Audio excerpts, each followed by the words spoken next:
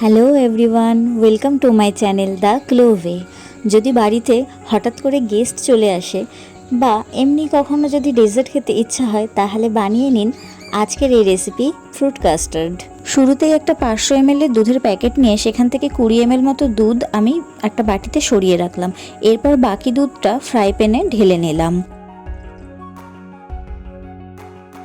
এরপর খুন্তি দিয়ে অনেকক্ষণ ধরে দুধটাকে নাড়াতে থাকবো ভালো করে, যতক্ষণ না দুধটা ফুটে ওঠে। দুধটা যতক্ষণে ফুটে উঠছে ততক্ষণে আগে যে বাটিতে তুলে রেখেছিলাম কাঁচা দুধ, তার মধ্যে কাস্টার্ড পাউডার মিশিয়ে নেব। এখানে আমি 5 চামচ কাস্টার্ড পাউডার মেশাচ্ছি। আপনারা আপনাদের কোয়ান্টিটি মতন কাস্টার্ড পাউডারটাকে মিশিয়ে নেবেন। আর পাউডারটা মেশানোর সময় খুব ভালোভাবে মেশাবেন যেন এর মধ্যে একটুও লাম্পস না থাকে। এই গরমের দিনে কিন্তু কাস্টার্ড খেতে বেশ ভালো লাগে, আর কাস্টার্ড বানাতে কোনো ঝামেলাও নেই, ঝটপট তৈরি হয়ে যায়।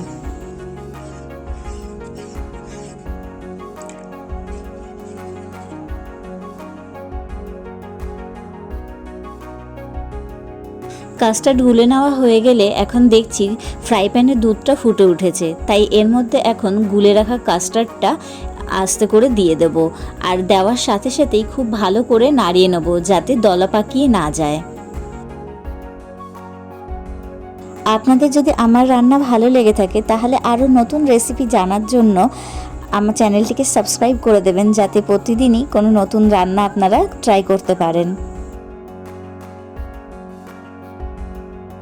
গুলে রাখা কাস্টার্ডটা দুধের মধ্যে দিয়ে দেওয়ার পর এখন খুন্তি দিয়ে বেশ কিছুক্ষণ নাড়িয়ে নিয়ে এর মধ্যে চিনি দেব। এখানে আমি 3 টেবিল স্পুন চিনি ইউজ করছি, আপনারা আপনাদের স্বাদ অনুসারে চিনি ইউজ করবেন।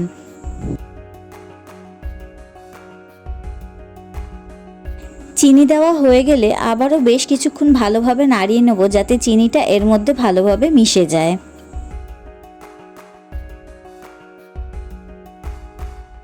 এখন দেখতে পাচ্ছি দুধটা ঘন হয়ে এসেছে, তাই খুন্তি দিয়ে আর কিছুক্ষণ নাড়িয়ে নিয়ে গ্যাসের ফ্লেমটা বন্ধ করে দিলাম। আর এখানে রেডি হয়ে গেছে আমাদের কাস্টার্ড।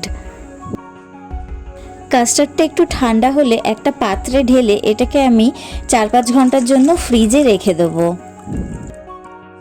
কাস্টার্ডটা যতক্ষণে ফ্রিজে ঠান্ডা হচ্ছে ততক্ষণে আমি এখানে কিছু ফল নিয়েছি।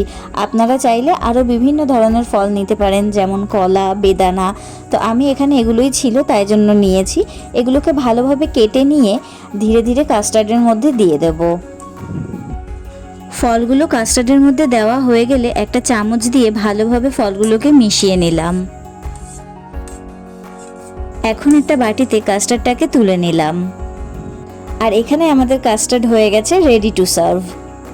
আপনারা অবশ্যই বাড়িতে এটি বানাবেন আর আমাকে জানাতে ভুলবেন না কেমন লাগলো আপনাদের এই রেসিপিটি।